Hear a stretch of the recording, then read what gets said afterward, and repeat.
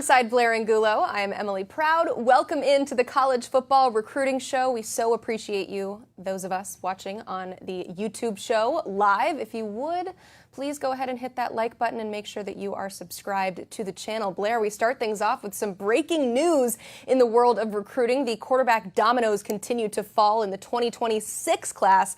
One of the top quarterbacks off the board, the number 4 QB in the class, Bell, committing to Texas. The American Heritage player is the number 1 overall prospect in the state of Florida and is a top 25 player nationally. Just put this into perspective for us. What does this pickup mean for the Longhorns? It's nice to be Texas right now. They're recruiting on all cylinders, it seems like. Steve Sarkisian and I think all the reputation that he has built up as a developer, as an offensive mind, it really pays off here. Bell's the obviously a legacy of a former NBA player, Raja Bell. He's a current 7-on-7 teammate of Texas commit KJ Lacey, who's in the 2025 class. So it's going to be interesting to see that dynamic continue to unfold in that quarterback room in Austin. Now, 2 of the top 4 quarterbacks in 2026 are officially off the board. And this developed really quickly, Emily. The offer came back in mid-March. He made it out to Austin for a spring practice, and we're 3 months removed from that, and he's now a part of that 2026 class. He did put out on his social media that it is time to build the best 2026 class in the country. So Bell to Texas, that has a nice ring to it. Yeah, you have 2 things going on at once, right? You're a little nervous because somebody commits very early, so you're like, we got to hold on to him. But also, as you pointed out, he's already starting the recruiting process himself for the 2026 class. So a big win for the Longhorns, who already have an absolutely stacked quarterback room. You can read all about everything happening with Texas at Horns 24/7. You get more on this story and, of course, all things Longhorns at horns247.com. Let's tell you what's on tap for today's show. We go around the country to get the latest recruiting intel coast to coast. Plus, the Elite 11 finals kick off tomorrow in LA, so we give you a full preview and tell you what exactly happens at this event. And we'll head down the road to Knoxville, Tennessee to find out about a huge recruiting weekend for the Vols. But first, let's go around the country to get the latest recruiting intel. We'll hear from national recruiting analysts Mike Roach, Brandon Huffman, and Alan True. Here is Mike to start off our recruiting roundup. Thank you, Emily. We'll start with 5-star Saxy wide receiver Khalid Lockett. He was at Florida State over the weekend. What was a big trip for the Seminoles? When Khalid went out to Florida State back in the spring, I think Mike Norvell and his staff did a great job in what Khalid called a very surprising visit. He didn't really expect to like Florida State as much as he did, but coming out of that trip, they definitely held a place in his top group. Coming back to Florida State, it had been ups and downs. I think LSU had made a push at one point. Texas A&M had made a push at one point. Texas had been holding strong in that group.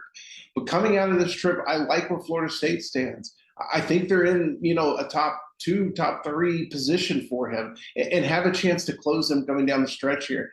What Mike Norvell and his staff do on visits is among the best in the country. And I think what they did with Khalid Lockett is not only what his fit was on the football field, but I think they made him comfortable with the diversity of their roster, the diversity of the receiver room, and the fact that he would be coming from out of state with a group of kids he really doesn't know. They made him feel like he could fit into that group. And I think that was hugely important for them coming out of this trip. I like where they are. Alabama is next, followed by Texas to end it. Those 2 visits will happen this week. He'll leave for Alabama today, actually. And then Texas will be on June 21st. And with a decision expected after that, I like those 2 schools as of right now, Florida State and Texas. I do think Alabama is a wild card. He hasn't been there. He added them late. And so we'll kind of have to see what he thinks coming out of the Alabama trip. On the other end of the spectrum, let's go from wide receiver to offensive line. 5-star Louisville offensive tackle Michael Fasusi just finished his official visit at Oklahoma. And the Sooners, they've been in this race from almost the very beginning. A large part of that is Oklahoma offensive line coach Bill Bedenbaugh, who has done a phenomenal job not only recruiting but developing. He's got a long list of first round, second round, third round draft picks that he can show to prospects and say, hey, this is what will happen when you come here. Missouri, Texas A&M, Oklahoma, and Oregon and Texas are left for Fasusi, who's got those 2 trips left, and then will also make a decision. I like Oklahoma in this one a little bit. We'll have to see where things go with this Texas visit. I know Texas has been the team tab. They are the team on the 24/7 crystal ball. But I like where Oklahoma is in this group, because I think that Bill Bedenbaugh has done a lot to establish that connection from the very beginning. They were one of the earlier schools on Fasusi. They've hosted him on campus numerous times. And I think that if the development piece goes into it, for Fasusi's mind, there's not a better person to develop him than Bill Bedenbaugh in Oklahoma. That's all we've got here. We'll go next to our Pacific Northwest and Brandon Huffman. Thanks, Mike. Well, it's been a busy weekend out west in the recruiting circle, and it's only going to get busier over the next 7 days as we get closer to the end of the visit period in the month of June. Now, one of those players out west who's going to be busy this week is Caleb Edwards, the #1 tight end on the West Coast out of Oak Ridge High School in El Dorado Hills.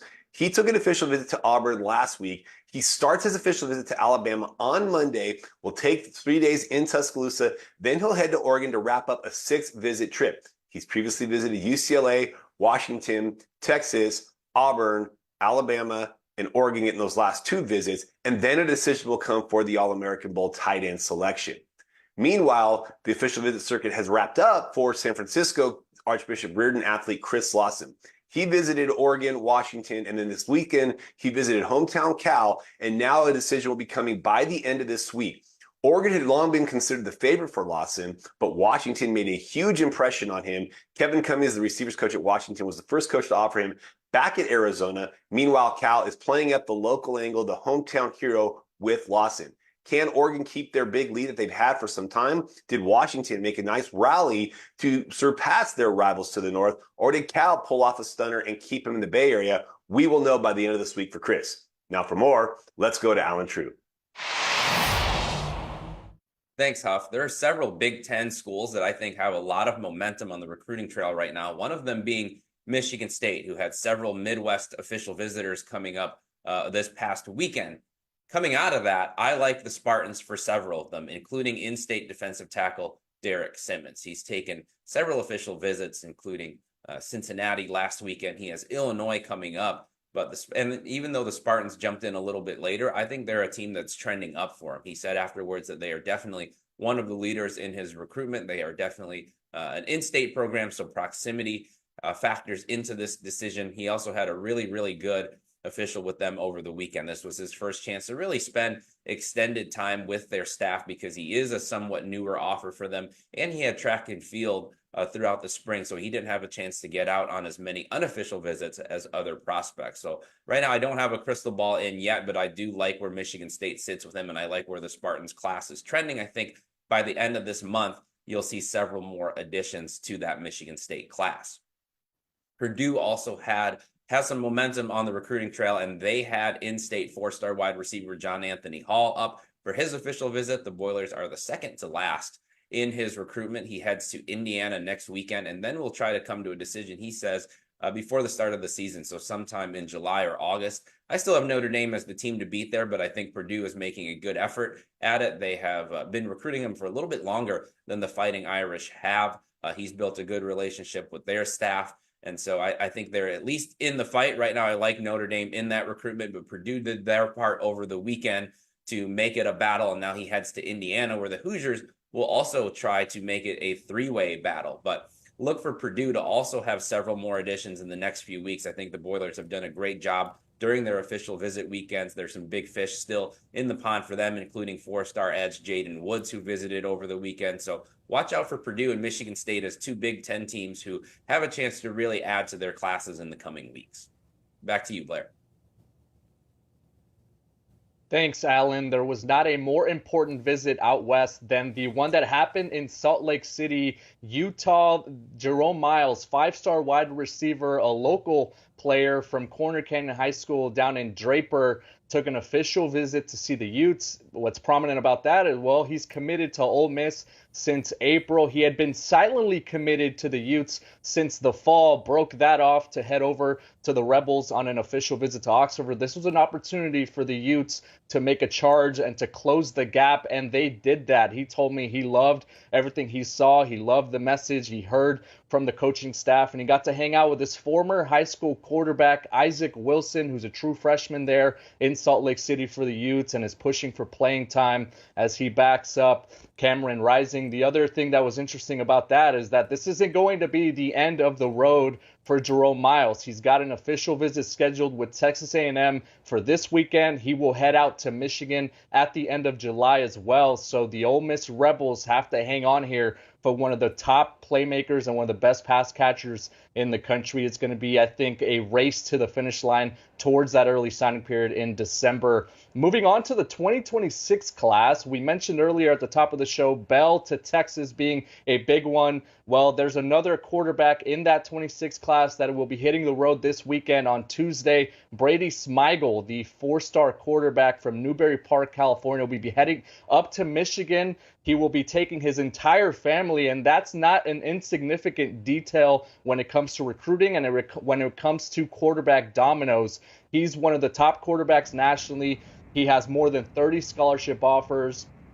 And he's really high on the Wolverines and what they've been able to do, not only on the recruiting trail, but the pitch that they've made to him, making him feel like a priority. This is going to be a big unofficial visit for him this weekend as he makes it up to Ann Arbor. For the Wolverines, it's huge because it's important to stagger quarterbacks. They had a top 24/7 prospect in the 2024 class in Jaden Davis. They have a 3-star committed right now in 2025. So for them to be able to go out to the state of California and land an elite quarterback, a top 5-1 in Brady Smigel, would be huge for Michigan. So that's one visit that I'm keeping an eye on this week. Man, we have the best team in the biz. Thank you, guys. Check out more of their work at 247sports.com. Crystal balls, analysis, VIP info. 247sports.com is the place for all of that and more.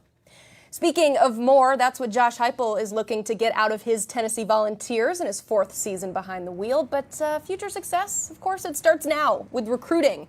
And so over the weekend, the Big Orange played host to some big prospects. And here to tell us all about it is Ryan Callahan of GoVols247. And Ryan, on the subject of big, David Sanders, the #1 offensive tackle in the 2025 class, was on campus over the weekend.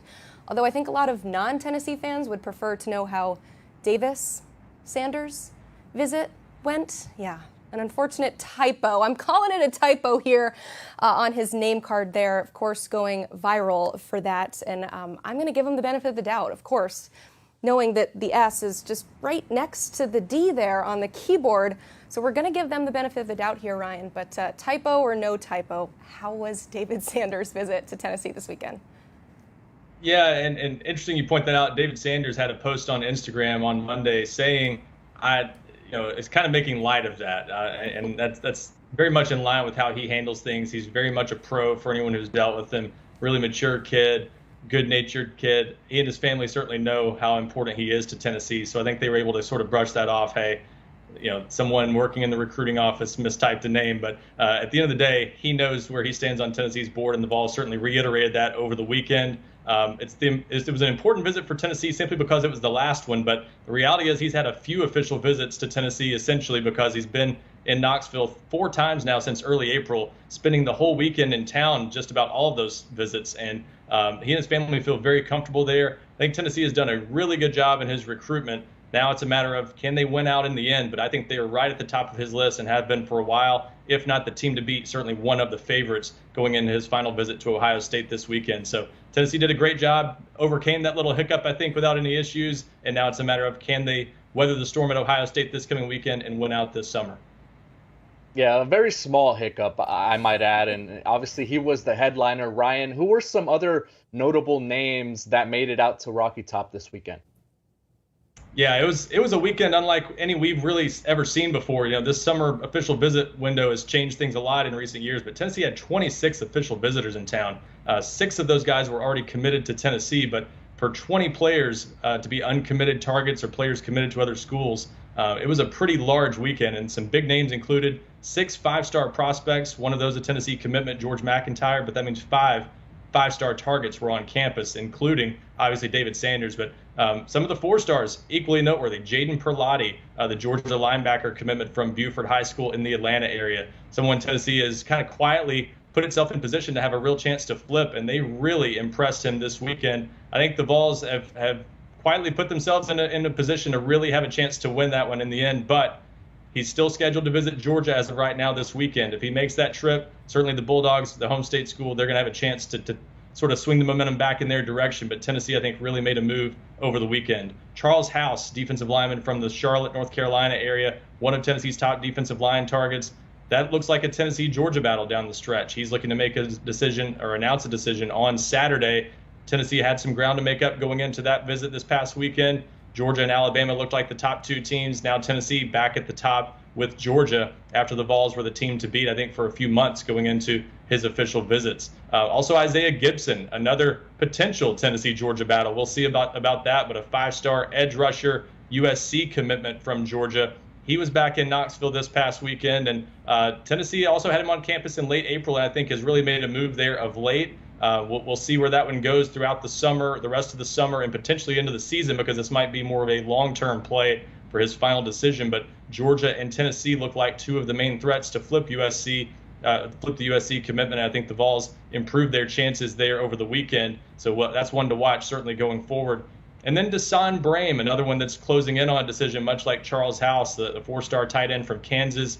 He's been to Tennessee a few times now. This was his 4th trip to Knoxville. And Tennessee, I think, another one they've kind of quietly hung around in that one, even though the crystal ball has pointed to Oregon as the team to beat for months now. And Oregon will get the final visit this weekend. I think Tennessee has kind of positioned itself to have a chance to win that one in the end. He's announcing on June 29, so an important visit for Tennessee, and it seems like they really made a move there. So Tennessee, Oklahoma, and Oregon all have a shot at Desan Brame going into that announcement. Ooh, Tennessee going up against Georgia, Ohio State, Oregon for some of these prospects. Definitely tough competitors, but means you're going after the right guys for sure. Outside of this weekend, I know there's more official visits to come, and then, of course, the rest of the season. So who are some targets, some guys on Tennessee's radar?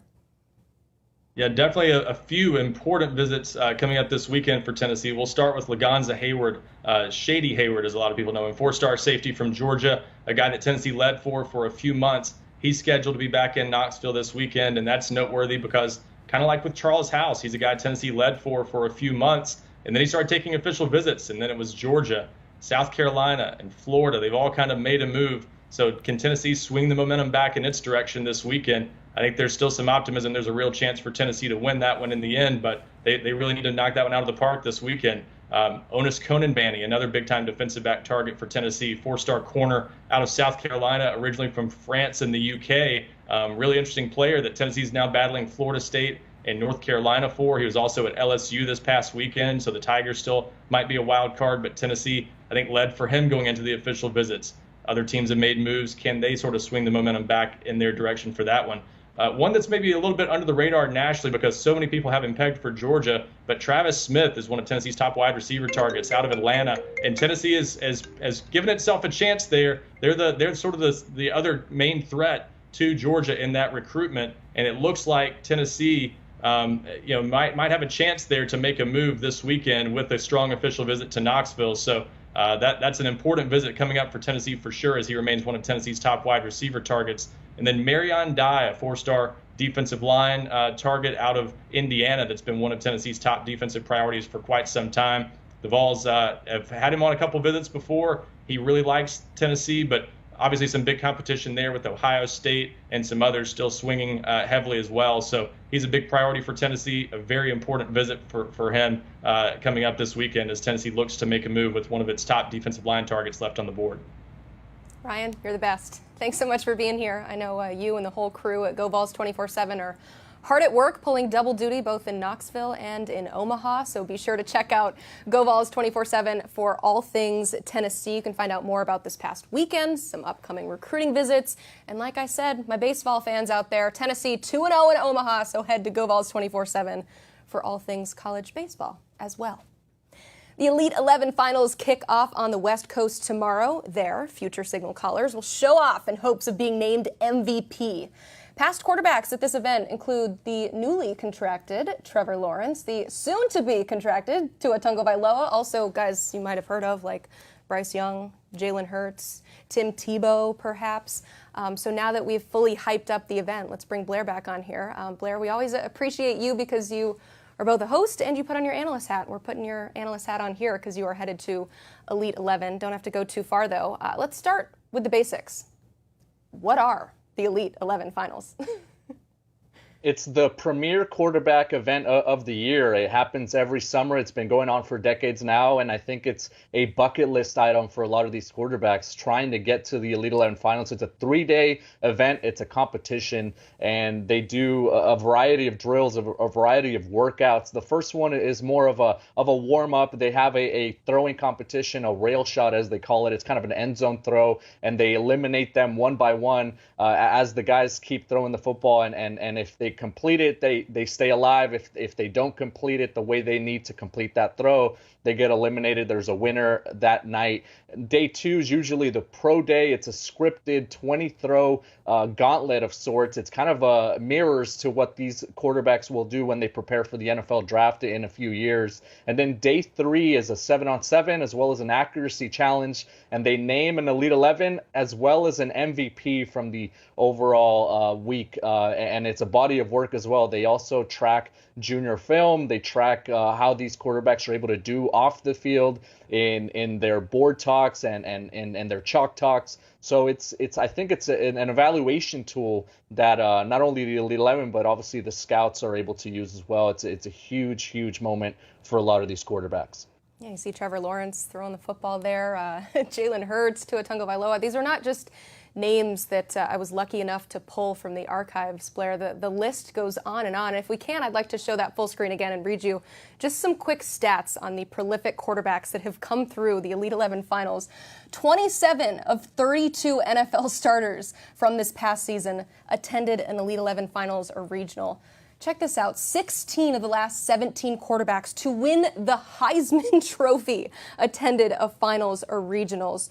Why is this event such a big deal for quarterbacks, Blair? I think it allows them to measure themselves against other quarterbacks. C.J. Stroud a few years ago was one of the top uncommitted players in the country, but really was in a way kind of under the radar, hadn't really been on the map as much as he should have been, and he goes and really performs well and kind of explodes on the map, and obviously ends up at Ohio State, and now is arguably one of the better young quarterbacks in the NFL. So this is an event that allows them to catapult themselves heading into their senior season. And before social media really exploded, it was a way for a lot of these quarterbacks to gather in one place and see up close what they had heard about some other quarterbacks in the country, maybe some other ones that had more offers than they did, or the other quarterbacks that were committed to bigger schools than they were. Now everyone knows everyone. Everyone's on social media, sending text messages and, sharing their likes and being able to see each other at various showcases and camps. But now this is an event where they can go and really compete and really measure themselves up against the other quarterbacks that are in similar shoes and similar positions as they are. And then right now with NIL being such a big thing, so prominent in the college football recruiting landscape, it allows these players to market themselves and be a quarterback that maybe attracts other players to play with them and help recruit. We mentioned off the top of the show, Bell saying that he wants to start recruiting for Texas. Well, this is going to be an opportunity for a lot of these quarterbacks, 18 of the 20 that are already committed, to start making headlines and to start recruiting other players and saying, hey, look, you want to come catch passes from a player that's at the Elite 11 finals. Hey, lineman, do you want to come block for me? Look what I'm doing out in LA. I think it's evolved into that as well. You mentioned how this is such an important evaluation tool, especially for the quarterbacks. It's that position that you really need to see in person, especially when they're playing all across the country against varying levels of competition. So how does this affect the scouting process, both from the college standpoint and from what we do here internally with our scouting team at 24/7? It makes it easier because 20 of the top quarterbacks in the country are all throwing side by side, and oftentimes rep after rep, so you're able to see how one ball comes out of someone's hand and how the other quarterback right after him maybe tweaks or maybe changes the trajectory of his ball, or the arm talent, the speed, the zip, how they're able to spin it. I think it's invaluable really for our scouting department to be able to see that throw for throw, how some of these guys measure up against each other. And then on the other flip side of things too, I think it allows a lot of college programs to evaluate these prospects and say, okay, maybe we can expect this guy to come in the spring and really compete for a starting job. Or maybe they see some of the film or some of the tape and they say, okay, maybe he's more of a developmental guy. Maybe he's not what we thought he might be when we took that commitment. So across the board, I think it's an evaluation tool for our scouting department, for these college programs that have taken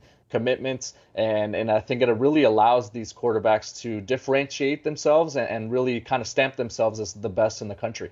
Yeah, quite a few coming in uncommitted as well. You mentioned the NIL component. You can literally make yourself a lot of money going to this event and showing up and showing out. Okay, now that we've established what the Elite 11 finals are, let's go ahead and pop up the list of participants. Blair, go one by one. No, I'm just kidding. Give me some highlights. Who are some names that you're watching in this year's group? I'm going to give you three. So Husan Longstreet, the first one I want to lead off with, Texas A&M commit from Corona Centennial out in California. We saw him a long time ago at the first regional event in Los Angeles. So I think from a recency bias, we maybe forgot what Husan Longstreet can do, but he can really spin it. I'm excited to see what he's going to be able to do down the field, because we know he's got one of the strongest arms in America. We want to see a little bit more touch, maybe a little bit more loft, and some finesse to his game. This is going to be a great platform for him to be able to continue to hone in on his throwing mechanics. We're excited about the type of player he is athletically and what he's going to be able to do in that Texas A&M offense. But from an arm talent standpoint, where will he stack up with some of the other quarterbacks in America? Camario Taylor is a player that I saw in the 7-on-7 circuit earlier this year. He's committed to Mississippi State. He was the first phone call that new head coach Jeff Levy made when he took over the job, and he's stuck by that commitment. UCF's been a school that's been pushing for him. There's been a number of other programs that have continued to recruit him, but he's pretty locked in with Mississippi State. And when you look at him in person, Emily, he looks like Cam Newton out there. He looks like a big hulking pass catcher or a tight end, but then you see him throw the football, and then you see exactly why he's going to be here in Los Angeles this week at the Elite 11 Finals. He can really spin it. He's got really good touch on the deep ball. He can fit it into tight windows. I'm excited to really see what he can kind of show on a national platform. And then Julian Lewis is the other one that I wanted to highlight, the 5-star quarterback from Georgia who's committed to USC. Everything's been about his recruitment, taking official visits to this school and that school. He's going actually to Colorado right after he finishes the Elite 11 Finals in LA, has already taken his official visit to USC, and he seems pretty locked into the Trojans, but he's still kind of hearing what other schools have to say. So I want to see, okay, how motivated are you? How focused are you on the field? Because his recruitment has obviously been a whirlwind. He's got all the talent in the world. He's got all the tools that you look for in a quarterback. He's been, in a way, hand-chosen by Lincoln Riley to be the guy in this 2025 class. I want to see him put it all together after seeing him really shine in the 7-on-7 circuit earlier this year. How is he going to kind of, build off of that this summer? It's going to be really exciting to see him and kind of what he can put together on the field. And speaking of Julian Sayin was last year's Elite 11 Finals MVP. So Blair, there's one more question left to ask. Who wins it this year? Tavian St. Clair has to be the favorite, I think, heading into the week. He's a top-rated quarterback in that field. He's also headed to Ohio State, just like Julian Sayin now is. He's commit to Alabama at the time when he was at the Elite 11 Finals. But I think Tavian St. Clair has everything you look for in an event like this. arm talent, composure, mechanics, the ability to throw on the run, either left or to his right, the timing, the accuracy, and I think he's just going to be able to put it all together. Now, I do say he is the favorite. I'm not going to call him the winner. I'm not gonna put myself out there, Emily, because I'm gonna have to rub elbows with these guys for the next 3 days. But I do think that heading into the week, you have to assume and you have to think that Tavian Sinclair should be the favorite to be at the top of the list. You mentioned it, rubbing elbows and also bringing you great coverage. We have expansive coverage from Elite 11 finals this week. We'll have daily recaps from all the action. And tomorrow, the football recruiting podcast with Andrew Ivins and Cooper Patagna. They will be live from LA. Plus, we will interview that MVP quarterback live on Thursday. All of that can be seen right here on your favorite YouTube channel, 24/7 Sports. Also, be sure to tune in to Unfiltered with Carl Reed and Smoke Dixon this Wednesday. The guys will chat with Texas Tech head coach Joey McGuire. You will not want to miss that unfiltered conversation. Blair, I enjoyed our unfiltered conversation today, too. I hope that we always come on and honest and have fun and all those things. But looking forward to your coverage from this week. Thank you for giving us a great preview. For Blair Angulo, I'm Emily Proud, and this is the College Football Recruiting Show.